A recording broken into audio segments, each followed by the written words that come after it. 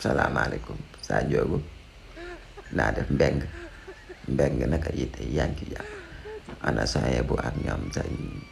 kii Baye Assane ñu ngi ci jàmm ana ma jigéen nu mu def mu ngi ci jàmm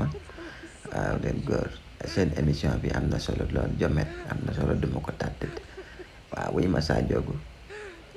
waaw yow yëg nga ne dañ laa war a juger haute trahison Sa Ndiogou yow dañ laa war a juger haute trahison de Sa Ndiogou yow mën ngaa nekk ci réew mi pendant des années ñu lay suivre ngay comédie ndekete yor nga xam-xam bii nga yor ci sa bopp bi xam-xam bu mën a changer réew Sa Ndiogou walla asib dag ñoo yab ñun Sénégalais Sa Ndiogou dag ñoo yab Sa Ndiogou mën ñu laa topp ay années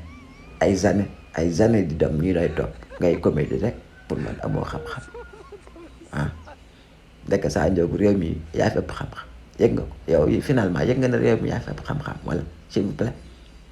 Sa Ndiogou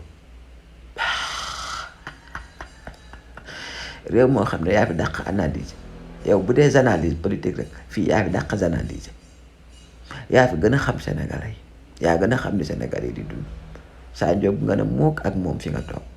naan da ngay comédie walla asim dañ laa war a juger haute trahison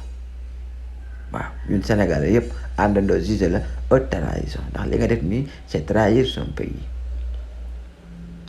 xam-xam bi nga yor ndekande yaa ngi toog xumba ay waay Sa Ndiogou mi Sa Ndiogou yow maytuma Sa Ndiogou maytuma waaw duma la ko waxaat ñaar yoon comédie nag moom bu ma la ci déggate rek mooy xam ne maa ngi sa kaw